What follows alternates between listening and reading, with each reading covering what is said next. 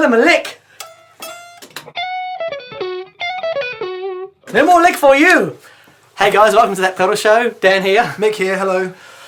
So, apart from stealing licks, you'll notice that we're back in the cave. Yes, we've been away for a long time. The last time we recorded in here was before Christmas, which, given that it's now, what, August? No, 2017. Yeah, it's February, because we went to Nam and we had good fun there. I did. Learned some things.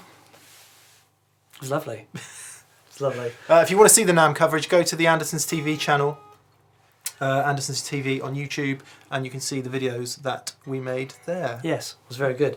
But for today, Mick, Yes. we're going to be talking about something that I get asked all the time. Yep.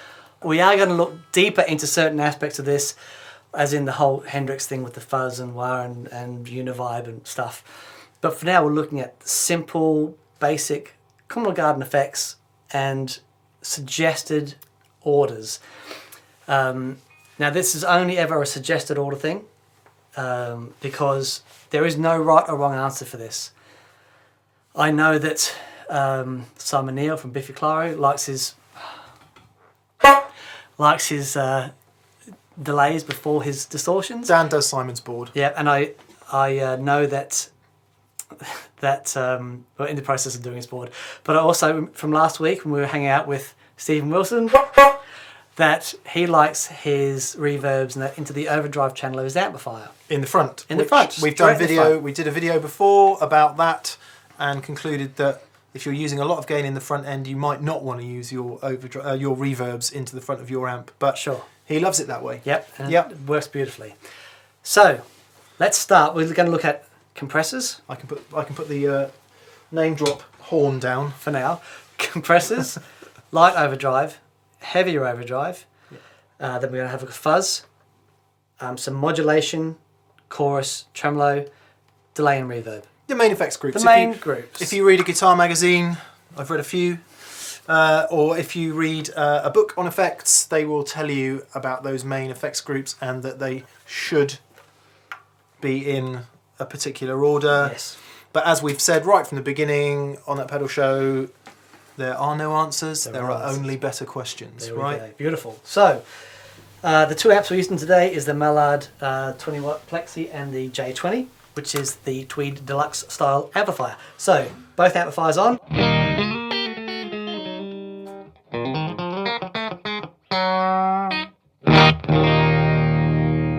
Okay. Daniel just affected a behind the nut band there. For those of you watching in black and white. Now, I'm going to throw on a compressor. Now, this is the new, the Keeley Studio Pro wonderful, gorgeous thing. With the compressor on. So here's without the compressor. And with the compressor. Maybe with some tuning. So, but you will hear straight away that what happens is the compressor grabs that initial attack, that's this massive waveform, and he grabs that and squashes it, and then he evens out the rest of the waveform. Are we calling him he? The compressor? Is he a he? You said, and he evens out? No, he pushes you down, man. It's the man. That's a West Country man putting thing. you down. No. So there's and then he squashes your sound, and then he. No? So here's the compressor. You just want to play country licks.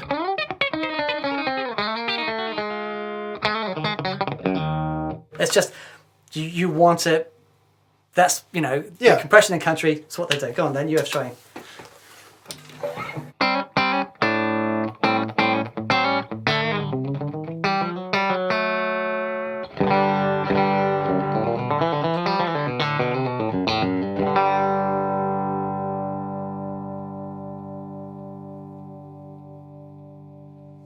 There we go. So that's the compressor. Now we're going to have a listen to an overdrive pedal, which is rather lovely.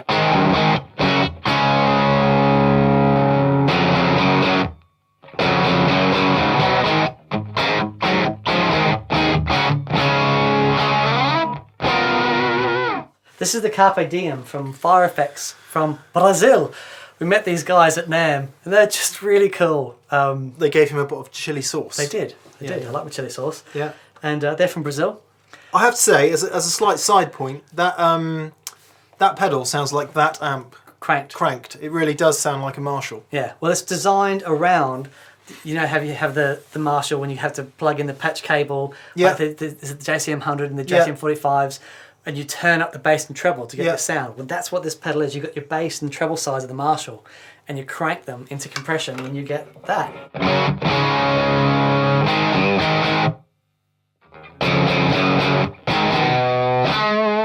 It's a great sound. It really is. Really is That's fantastic. a really great sound. Okay, so the standard way of setting up a compressor is compressor first, overdrive pedal second. Okay? That's what all the books tell you. That's what all the books tell you. So here is the compressor first, overdrive pedal second. Now immediately you'll hear that because it's catching that those initial notes, that you're not losing a bit of the clarity, but that initial attack is shortened. Yeah. So without the compressor, with the compressor, now what I'm going to do is I'm going to go here and we actually have the compressor after the overdrive pedal.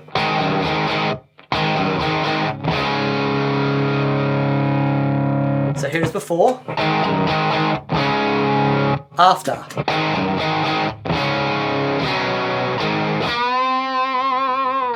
So without the compressor, with the compressor after. That's a lot of, the compressors do quite a lot of squash there. So what happens if you change the settings on the compressor? Aha, exactly. So I'm going to up the threshold a little bit. Okay, so it's not as, doesn't attack as quickly. So then we have this sound from the compressor. Yeah, so it's a very subtle compression. Obviously still there, but it's a lot more subtle. So now the standard way of putting the compressor into the overdrive pedal.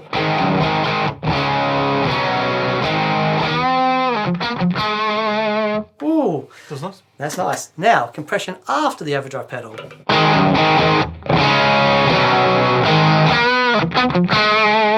So what you're hearing there, because the compressor is sort of acting as a boost as much as anything, when we put the compressor in front of the overdrive pedal, it's actually boosting the signal into the overdrive pedal, right?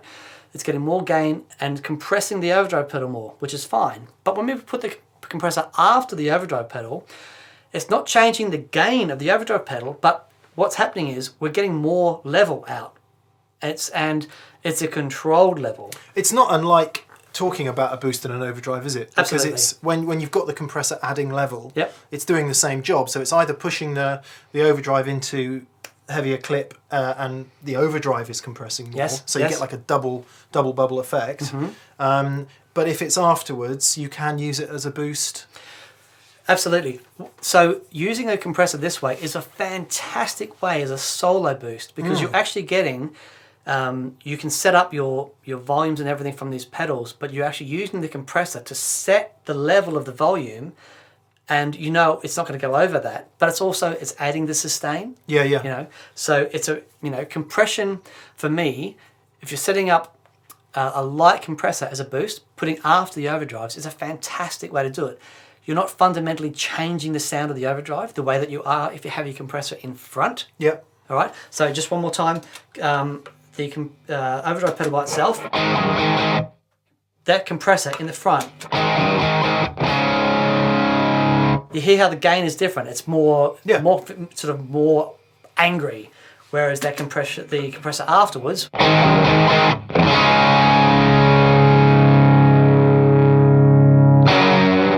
So It's got way more attack. Yes. Used afterwards. Yes, because the overdrive pedal is already compressing. It's already clipping. That's the way the overdrive pedals work. It clips those signals. But if you're compressing the signal first before it goes into that, you are squashing that initial attack a lot more. So that can be cool. It can be what you're after. But in this instance, I love using the compressor as like that solo boost type thing. Yeah. And having it after the overdrive pedals works really well. I still prefer it before chorus and delay and that sort of thing, but after the overdrive pedals, fantastic. So there we go, surprise number one.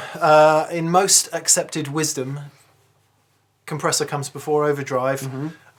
We're saying try it afterwards, especially, and this is particularly relevant for those of you who use the amp already cranked a bit and the amp's already compressing a bit.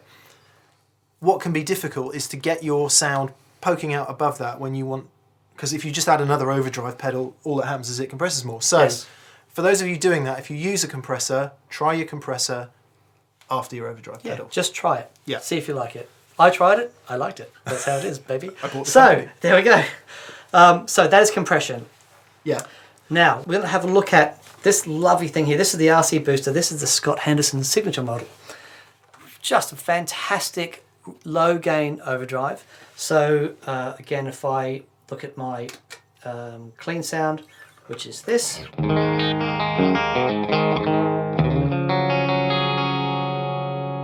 Now I'm going to add in the Scott Henderson overdrive pedal. Sounds like this.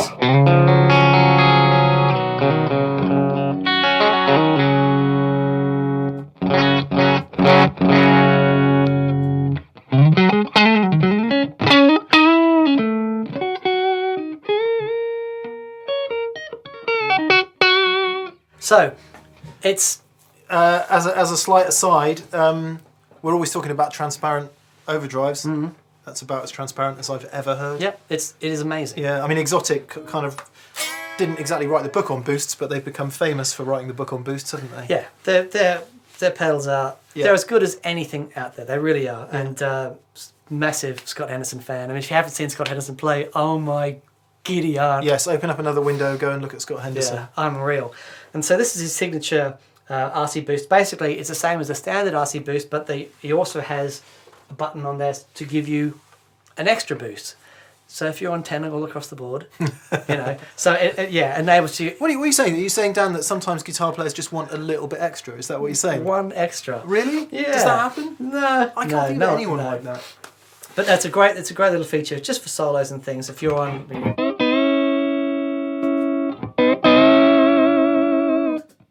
As he stares nervously at the input levels there. But. So, low gain overdrive. Okay, let's stack this with our higher gain overdrive. Yeah, so now we're talking about boosts and overdrive. Yep, so again, here is our Carpe Diem. So, Scott Henderson overdrive. And the Carpe Diem.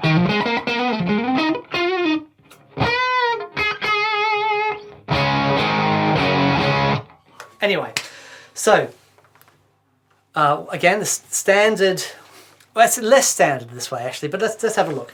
So what I can do, I'm going to take the RC booster, I'm going to put it, which is in loop 2, and I'm going to put it before loop 1. So the keener-eyed of you will have noticed at this point that Dan is handily demonstrating a new feature in the G2 software for 2016, which is any of the 8 mono loops in any order. There we go. So there we go. So you can now you can do what we're saying. You can put the booster before or after the overdrive. Yeah. So it's really simple. So anyway, this is the standard order booster into overdrive pedal. Okay, so here is our overdrive pedal. This sounds great. Yeah. Here is the low gain overdrive going into the overdrive pedal.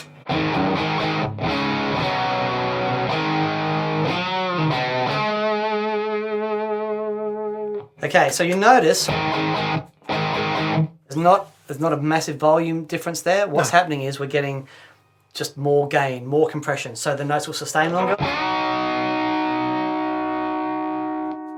to the overdrive.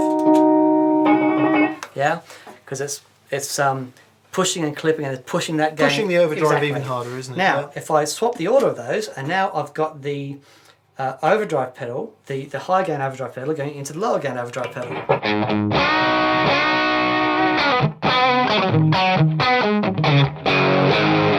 So the booster is boosting the overdrive. Exactly. Yeah. So before, after. So the conclusion there is if you want your overdrive pedal to squash more, to overdrive more, to kind of go into heavier compression, stacked gain, yep, put your booster before. Exactly. If you want to keep the overdrive sound more or less the same, but just boost it with a little bit of extra so you get a volume lift, booster afterwards. Perfect. And of course, this all depends on how gainy your amp is set, but that's a topic for another day. Yes. We're talking about a relatively clean set amp here. Sure. Okay, Fuzz. This is a bloody wonderful thing.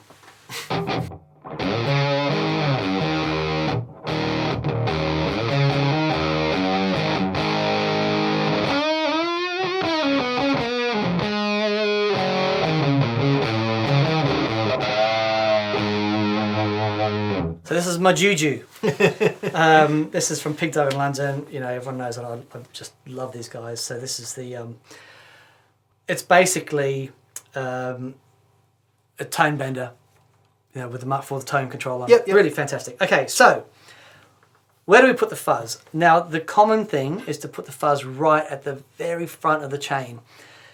This is really important if you're using a germanium transistor overdrive. Yep. The reason being is that germanium transistors, they don't want to see a low impedance, they don't want to see a signal from a buffer, which if you have a pedal on beforehand, it turns that signal into a buffered signal. It changes the impedance. Even if the pedal's true bypass is only means the state when the pedal is turned off. Yes. When the pedal is turned on, yes, you are changing that signal, all right? Yep. Which is why guys struggle with boosters into germanium overdrive pedals.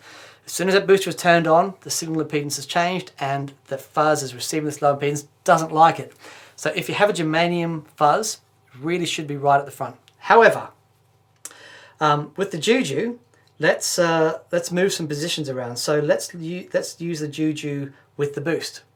Okay, so if I go Juju by itself, you have a go with this because it's such a great sound.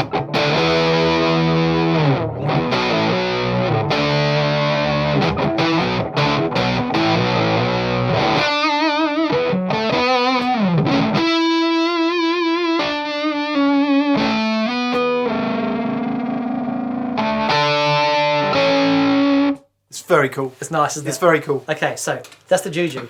Now I'm going to put the RC booster straight into the Juju.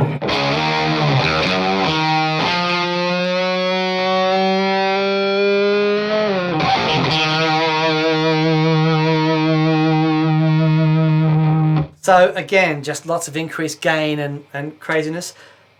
Put the if I put the RC booster after.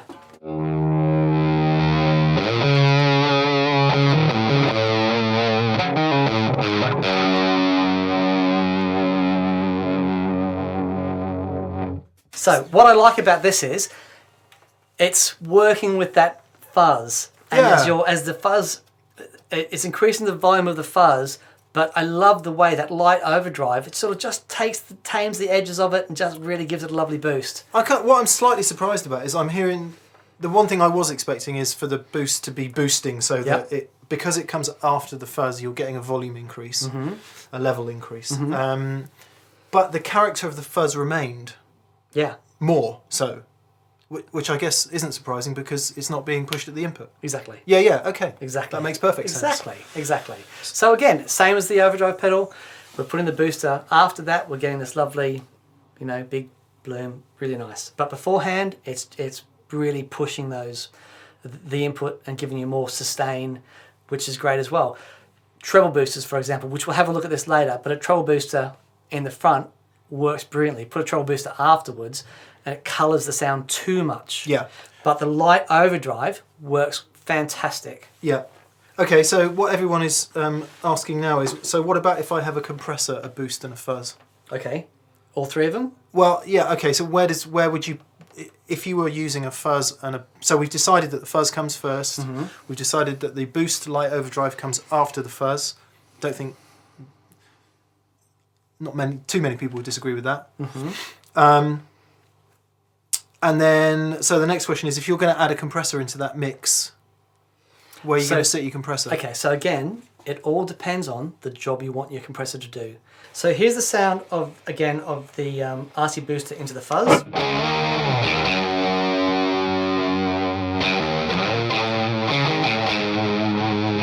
here's the sound of the compressor after the RC booster into the fuzz.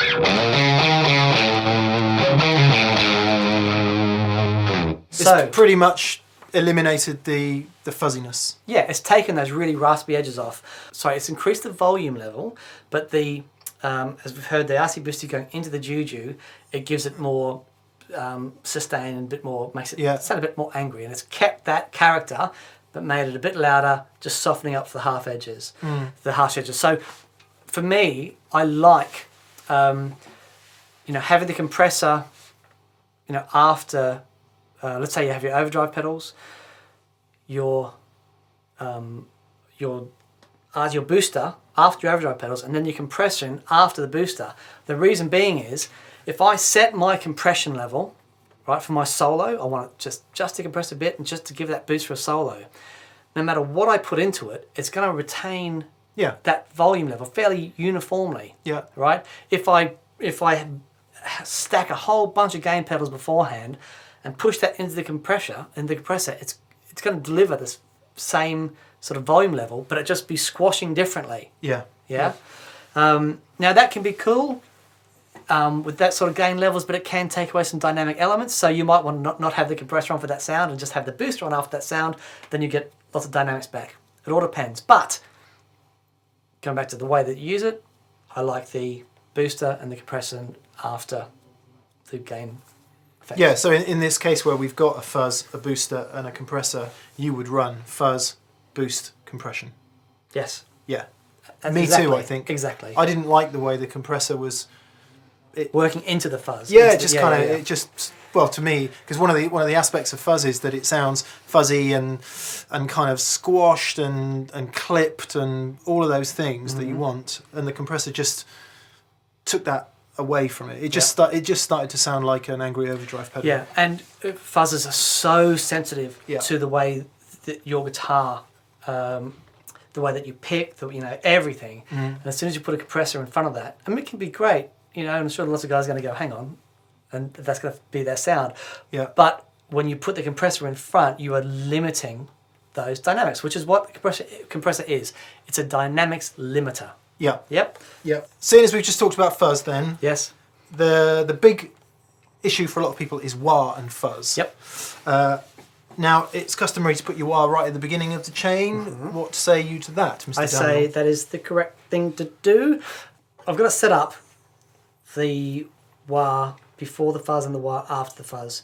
Basically, if you've got your fuzz, it's creating all this fuzzy loveliness, what having the wah at the front does is it creates this sweeping filter that filters the input, and as it sweeps through with the fuzz, but you're still getting the fuzz. All right, so here's our fuzz.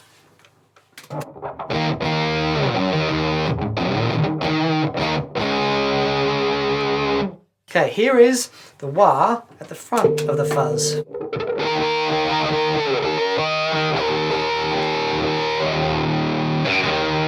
So basically at no point there does it not sound like a fuzz. Yeah. All right.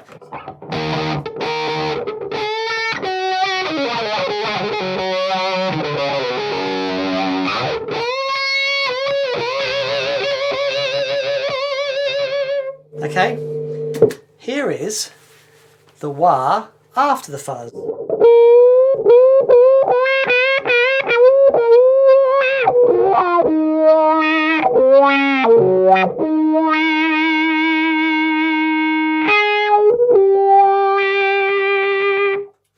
The level meters on the recording device there are telling me that there was a massive jump in level there. Sure.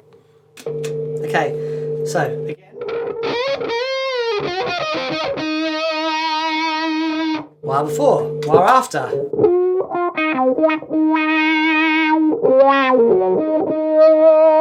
I mean, that's got everything in here that can rattle has got it rattling. Yep. So it's really accentuating the frequencies. It's got that resonant frequency, and it's just find that thing, and because what's happening there is you're taking that fuzz, and then you're putting that fuzz through a filter. Yeah.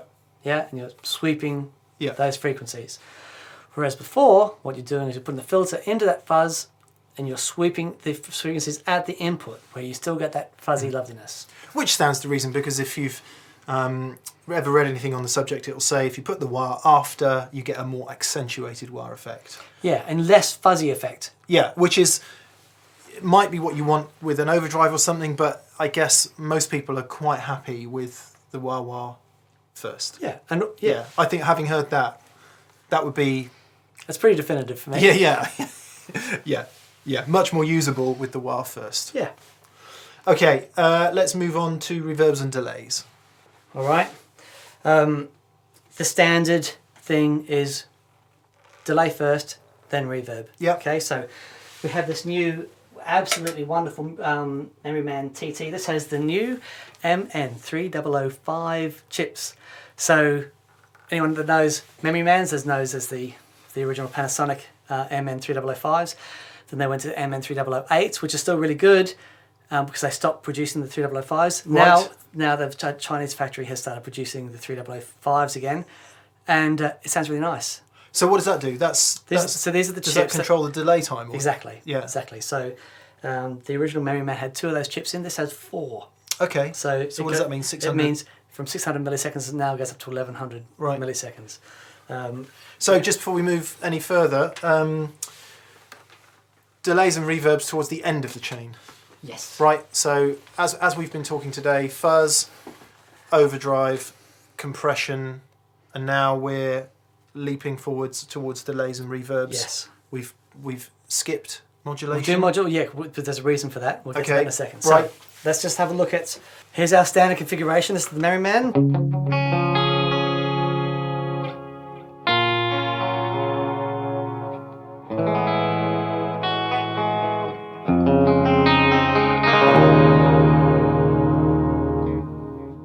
Yep. Sounds nice. Right. I put a lot of effect mix on this so that you can hear the difference. Yep, okay. so it accentuates it. Yep, so this is the standard configuration of delay into reverb.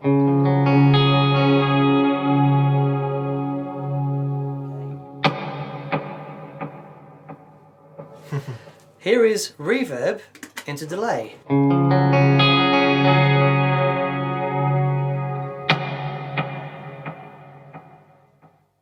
So, what's happening there is the reverb sound, as that all these tiny little delays are going into the delay, and they're all getting delayed as well. But you'll hear A bit more complex. Yeah, it's a more complex. And potentially more confused. Yes. Like me. Yes. Yeah.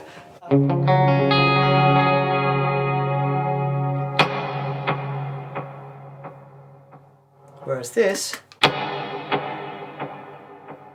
the sound of the initial attack of the reverb is being echoed. Play again, play some phrases.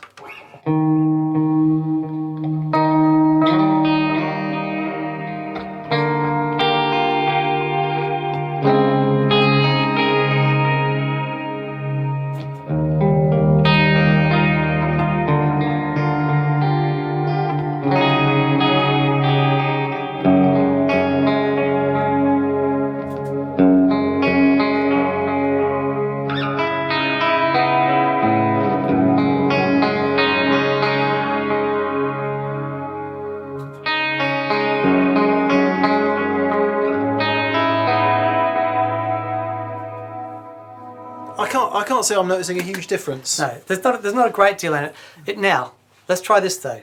If we put some gain before. Yeah. Okay. So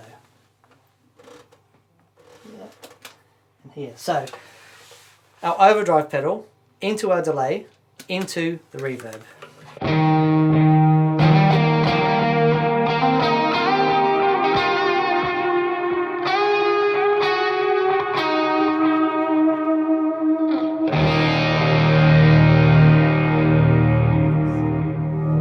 Now, overdrive pedal into reverb into delay.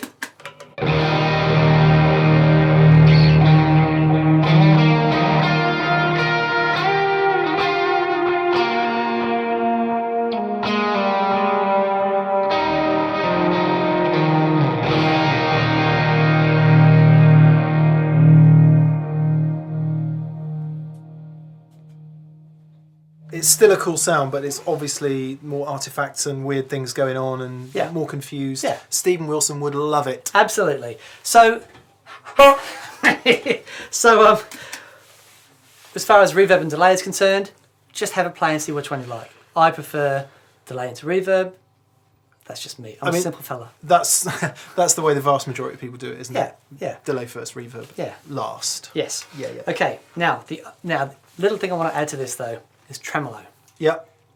This is the one that confuses me. I never really know where I like it best. Okay. So if you think of the way that your amplifier works, okay, what we're going to do is we're going to use that sound with reverb and delay, okay, but we're going to put a tremolo pedal before it and after it. Yeah. Okay, so incidentally, if you buy the Strymon Flint, you can check this out for yourself because you've got tremolo and reverb, and you can switch the order. One reason that a lot of people really love that pedal.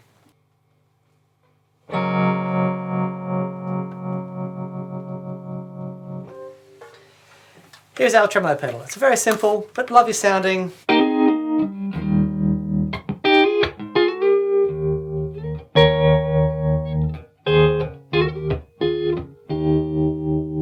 Yeah. The inexpensive Mua Trelicopter. The inexpensive Trelicopter, and it's great. Now, if I put on delay and reverb, and we have the tremolo going into delay and reverb, you get this.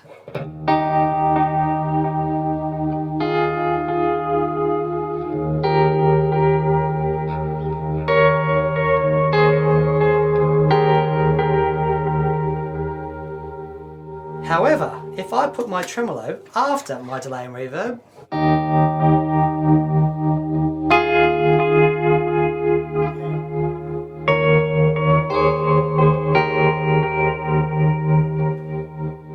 the whole sound goes through that tremolo. It's creating loads of timing problems, isn't it? Yeah. Yeah. So let's try this. Let's put the tremolo before the reverb, but after the delay.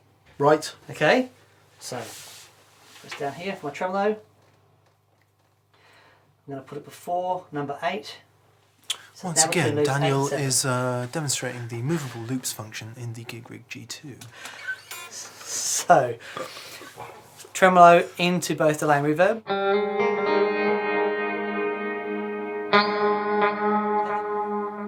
The tremolo effect is kind of lost because the delay, as it's adding the delay effect on top, you're missing the amplitude of the tremolo. Yeah. However, if I now put the tremolo, which is but after the delay, but before the reverb,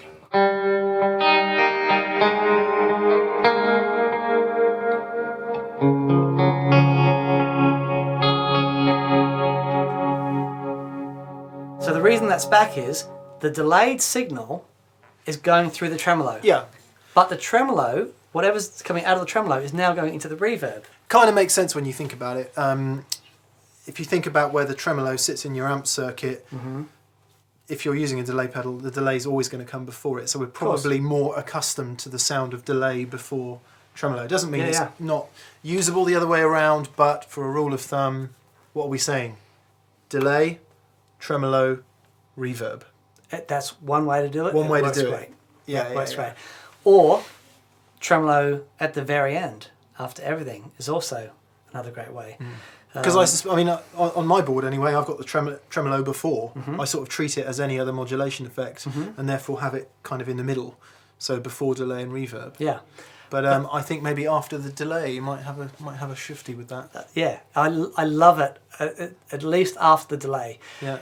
Putting it before the reverb, you still get the lovely trails of the reverb, but you still get that pulsing effect from the tremolo, which is really nice.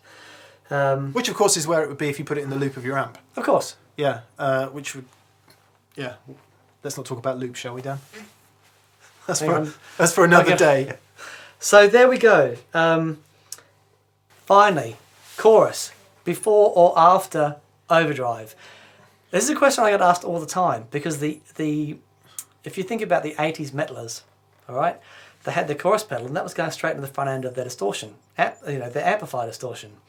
So let's try the chorus before and after our overdrive pedal. So, and I'm going to put the chorus before hit 4. Okay, so. Right, there's our overdrive pedal. I'm loving it. The standard configuration is having your chorus and modulation after the overdrive. If we put the chorus after the overdrive, we get this.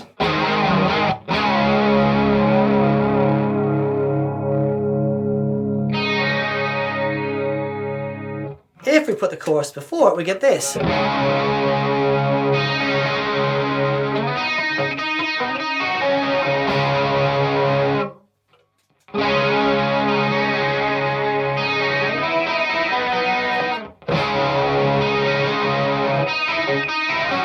It's not surprising because, so the pedal that you put after, it gets stronger, doesn't it? Yes. If you put it after, the effect is stronger. Yes.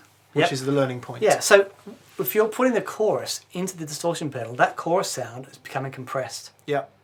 And so, personally, I like that. I like phases before my overdrives because it becomes more part of the sound. Yeah. You know, if I'm doing this,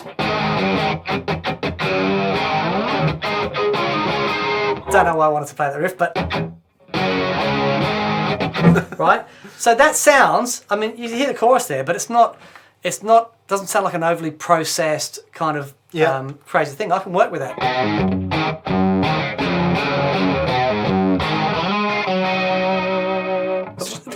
So just to clarify, that's with the chorus before the overdrive. Exactly. Yeah, yeah. Now with the chorus after the overdrive. Yeah.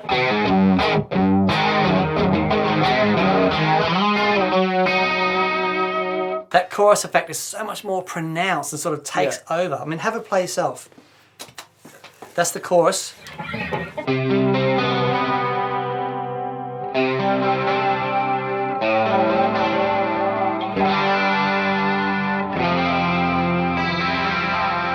So if you're going to play an 80s ballad, then that, you know, that might be the way forward. But this is the chorus before.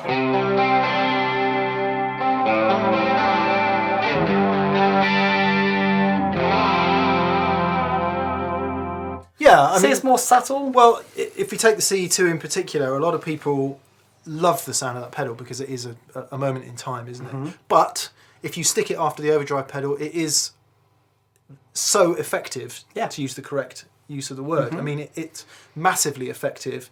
Certainly the way the whole pedal is EQ'd, it just seems to punch out that chorus sound. And a lot of people might find it too much because it doesn't have a mix knob. Therefore, if you find your CE2 too much, stick it before your overdrive. Beautiful. Right? Beautiful. Is that what we've learned? That's what we've learned. Whereas I guess more modern choruses probably have a mix knob, do they? Some choruses? Yeah. Some do, in which case you could mix some of it out. Yeah, I mean with the CE2 you can turn down the depth and that sort of stuff, but it's such a classic sounding chorus pedal. Yeah. It does. It's the frequencies are just, they're so bang on for rock and roll guitar, aren't they? They're brilliant. They're fantastic. Yeah. So there we go. We've had a quick look. This is by no means a definitive thing on where how you should do it, but this will, I believe, inform you guys and just give you a little bit more stuff to go out there and start putting your boards together. Yeah.